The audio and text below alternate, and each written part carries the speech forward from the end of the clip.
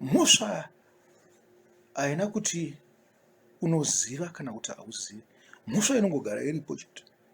Tingori vanhu vemhosva nguva dzose. Naizvozvo kana wakauya pakuziva mhosva yako unopire chii? Gondobwe. Tinokurerutsirai tichiti gondobwe chiiko? Gondobwe ndiIsaka. Muri kuzvinzwa? Ngatide pamberi zvedu. Kudzidza kwatinoita bhaibheri zvishoma zvishoma tichibatanidza zvinhu zvose. Kudzidza kwatinoita bhaibheri tichiita sei? Tichibatanidza zvinhu pashoma pashoma. Zvikanzi pavhesi 20, kubva kuzvizvarwa zvaImeri, Hanani naZebhadhia, kubva kuzvizvarwa zvaHarumi, Maseya, Eria, Shemaya, Jehieri naUzia. Tinonzwa mazita avazhinji kwazvo, mazita avazhinji chaizvo vanenge vachitaurwa.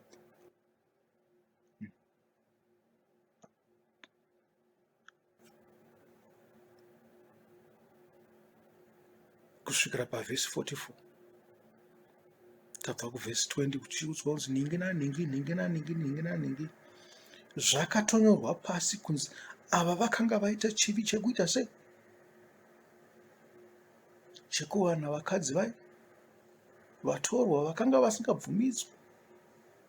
Hakuzi kuti ndivo vanga vatanga kuzviita. Namadzibaba avo akaendeswa Bhabhironi, akaendeswa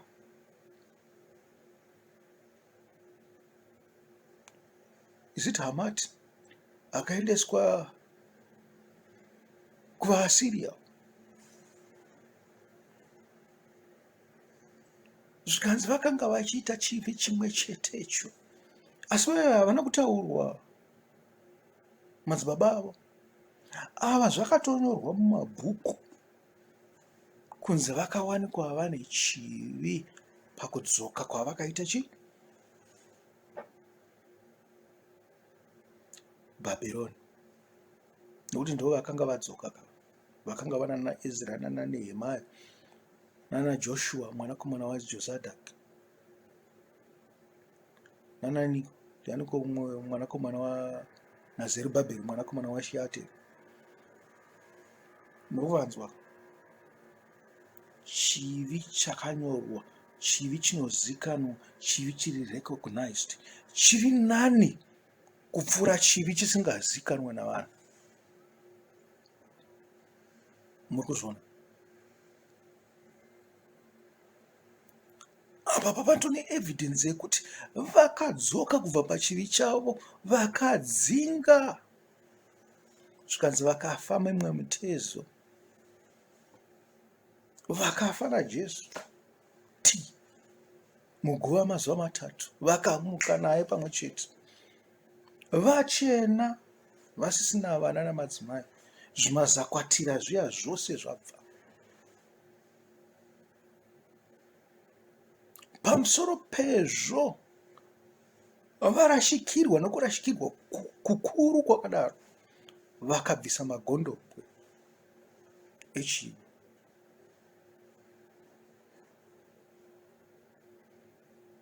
Imi I think vanhu vemuZimbabwe mungatoti munotoda kubhadharwa imi pachenyu, nekuti maregedza vana venyu vachienda namadzimai enyu achienda, mungatoda a payment kuti mungabhadhare vanhu.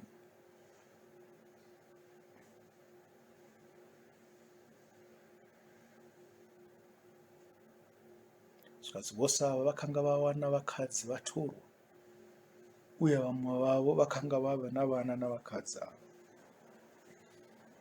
Changa chiri chivi chakakwana kungoita zvako concubine, kana kuti yamunoti concubine. Aiwa, kuti concubine handwanzoda kuti kudaro, kuti concubine. Okay? Small house. Mamwe small house acho anga atoma big house. zvevakadzi vechiIsraeri zvavakanga vasingadi kubata, nekuti vakadzi ava vaivafadza. Rangarirai panguva iya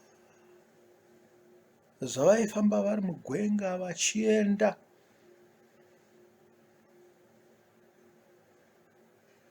Israeri, vakapfuura pakanga pana vana vaMoabhu navaMidhiani, pakanga pana Bharaki naBharamu. Rangarirai chivi chavakaita chokushumira Bhaari wePeori, asi chakanga chavakonzera kuti vadaro vakanga vari vakadzi vechiMidhiani. Vakadzi vakanga vakavakwa, vakadzi vaiziva kubata varume zvakanaka.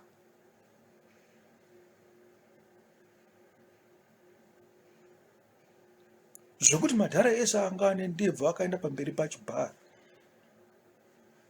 achinzi madzibaba takamirira navakadzi vaya. Madzibaba vakotamba pamberi paBhaari zvekwiki cha kana katatu kana 10 vaita kuti vakwanise kusongana nevakadzi vaya vechiMidhiani. Chivi chinobereka chimwe chivi. Chivi changa chiri mumwoyo mavo chaicho ndecheupombwe, asi muupombwe imomo vakazobuda vakunamata Bhaari.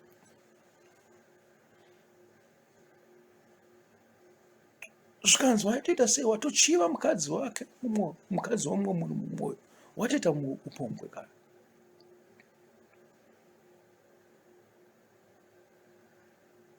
Hapasina changa chichamisa kuti vazadzise chido chavo chokuita upombwe navakadzi avo. Kana kutovawana vaitovada kuti vave vakadzi vavo. Vakadzi vechiJudha kana kuti vechiIsraeri vakanga vasina basa navo. Zvikanzi matakadya kare avo. Kudhara ikoko takuda zvitsva izvi, nyangwe chinamata Bhaari Peori. Asi Mwari akavaputikira vakafa nokufa kwavo. Zvikanzi dai akanga asiri Finehasi mwanakomana waEriezeri akazomisa denda paakauraya, mazita acho ndinokanganwa zvangu bhari anogara ari pedyo, mumwe mwanasikana wachifu. Zvikanzi vakati vanhu vari paungano vachichema, iye mumwe akaonekwa achiuyawo zvake negirlfriend yake, vakanopinda mutende vavo vakatanga kuita zvinorova. Zvekuti vanhu vari kuchema pakuti denda riri kutiwira, haana basa nazvo izvo. Kudhara ikoko kwamunoda kuti tiswere tichiungana tichinamata Mwari. Akapinda mutende, Finehasi akateera akaskunovabaya nepadumbu. Zvikanzi rakapinda nekumusana kwakanga ari pamusoro, rakabuda nekuzasi kumusana kwakanga ari pasi. Vakafa vakabatana, vari united, vari nyama imwe chete pachivi chavo.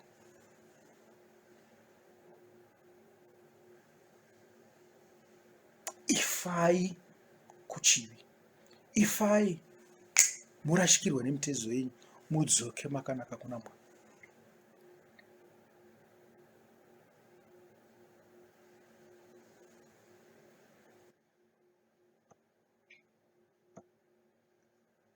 Tichienderera mberi,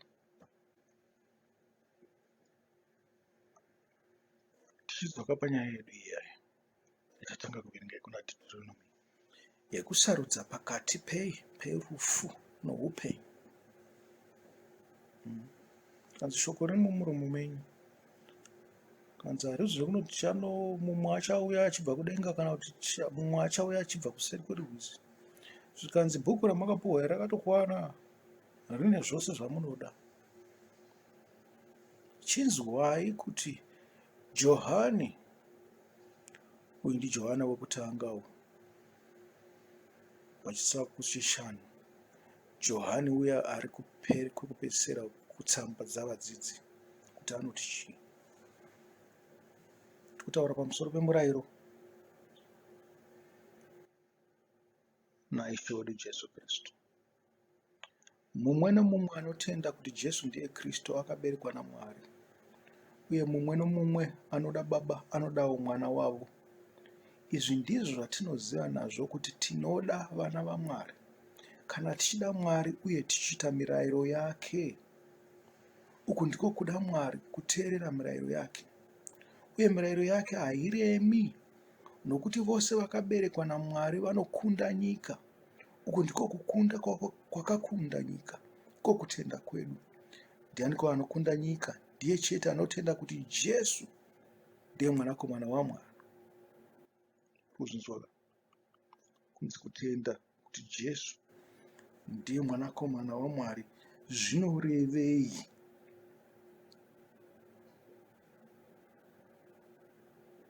Hazvingoreva kuti wabhabhatidzwa muzita raJesu unotenda here kuti Jesu ndiye mwanakomana waMwari? Kunyengedzera kuya. Uku ndo kuziva Jesu kuri kutaurwapo. Zvikanzi murayiro yamakapiwa naMozisi irangarirei. Zvikanzi ndokuda chi? Ndokuda Jesu. Uyezve ndokuti chi? Una Jesu. Kana zvakadaro hautongomuda Jesu wacho waunogara uchiparidza nezvake. Hauna hanya naye, unonyengera vanhu. Zvikanzi uyo ndiye akauya nemvura neropa. Jesu Kristu haana kuuya nemvura bedzi, asi nemvura neropa. Uye mweya ndiye anopupura, nokuti mweya ndiye chokwadi. Nokuti kune zvitatu zvinopupura zvinoti mweya, mvura neropa.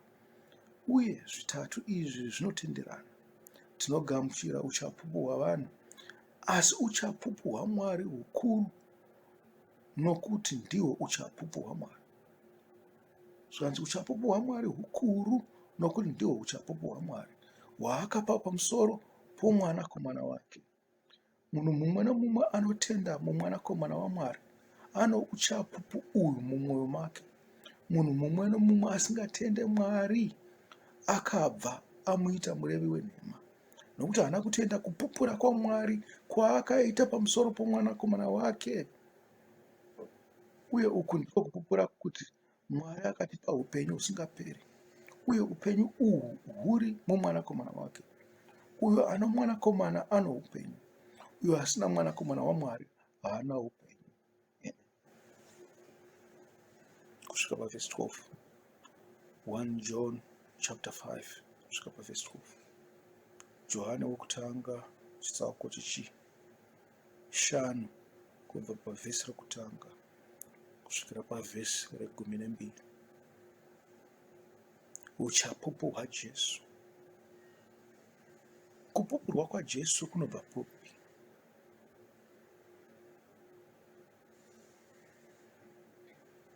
Kunobva kuna Mwari.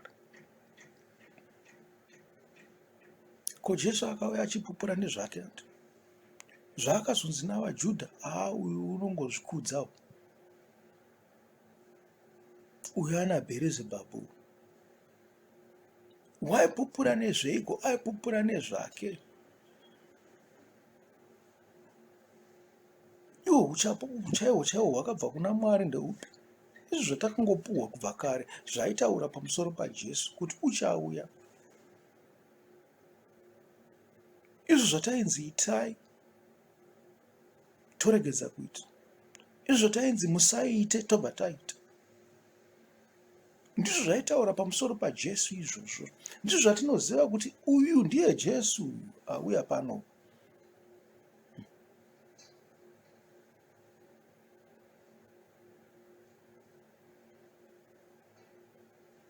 Saka vadzidzi chava tichiko ndivo vanopupura pamusoro pekuti zviya zvatakanzwa kuOld Testament zvaidzidziswa kumadzibaba edu ose akafa asina kuona rusununguro rwaMwari. Zvikanzi vakafa vasati vapinda muindependence. Isu ndisu takuvataura kuti independence yacho chii. Urikuzvinzwa? Vanhu ava vapupure chimwe chinhu. vanongopupura kuti takaona kuti Kristu ndiro shoko rose raMwari rakataurwa pamusoro pake nguva yake isati yasvika. Ndizvo zvavanopupura vachiita.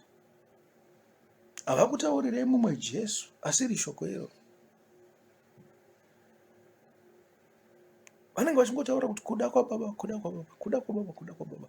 Kuda kwababa kwacho kwakagoita seiko? Kutsva here? Ndekwekare here?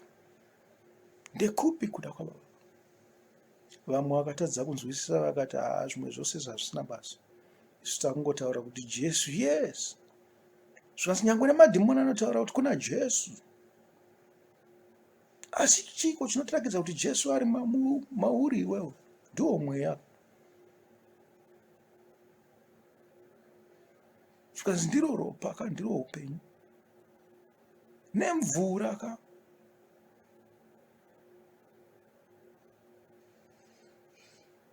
Muri kuzviona? Zvikanzi Jesu ndiye kuzadziswa kwei? Kwomurayiro. Zvino kana chiti tina Jesu tisingazadzise murayiro, tiri chii?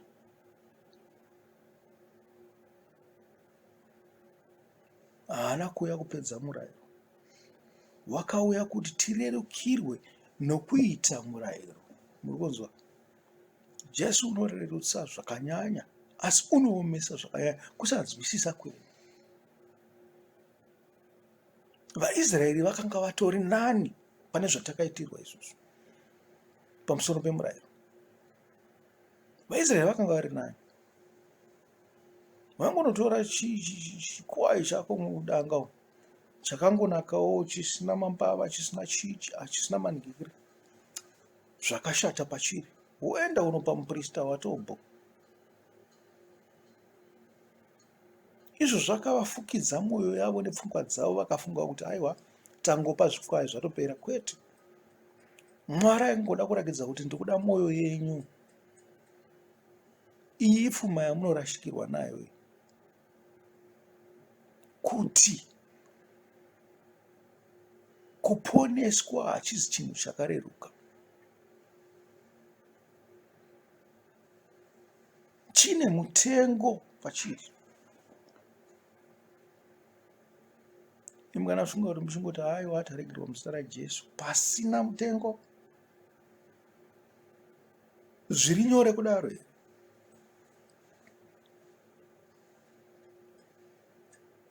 Hazvizi nyore. Kana muchifunga kuti zviri nyore munozvinyengera. Kana mati muna Jesu makuteredzera murau. Muri kuzvinzwa? Saka ndiani akaomerwa ipapo? Vakanga varipo kare here kana kuti varipo iko zvino? Nokuti wati waana Jesu, saka chiita zvinoda Mwari. Kubupura kuti takaponeswa naJesu, chiita zvinoda Mwari. Munofunga kuti ropa regwayana rinokosha here kupfuura ropa raJesu? Ropa raJesu ndo rinotokosha zvakanyanya hato, nokuti iropa remunhu, iropa ramwanakomana waMwari. Chinokosha chii gwayana kana kuti mwanakomana waMwari? Chinokosha chii mwana wamambo kana kuti gwayana riri mudanga zvaro? Ndo pamunofunga nokufungisisa ipapo momaziva kuti aiwa zvino hazvina kureruka izvo. Zvino zvinotoda kuti tive takazvipira, tifunge takabata serious, takapfeka fesi yebasa pazvinhu izvi, tisingaite zvokutamba. Ndo zvingotaurwa apa chete. Saka imi vanhu wee, ndinoti zvipirei kuna Mwari. Sarudzai upenyu. Ifai zvishoma. Murasikirwe nemimwe mitezo yenyu, murasikirwe namafaro enyu, murasikirwe nyangwe nepfuma, nyangwe nedzimwe mhuri dzenyu, asi muwane Kristu. rashikirwa kana namabasa kana nenyika dzenyu dzokugara, asi muwane Kristu.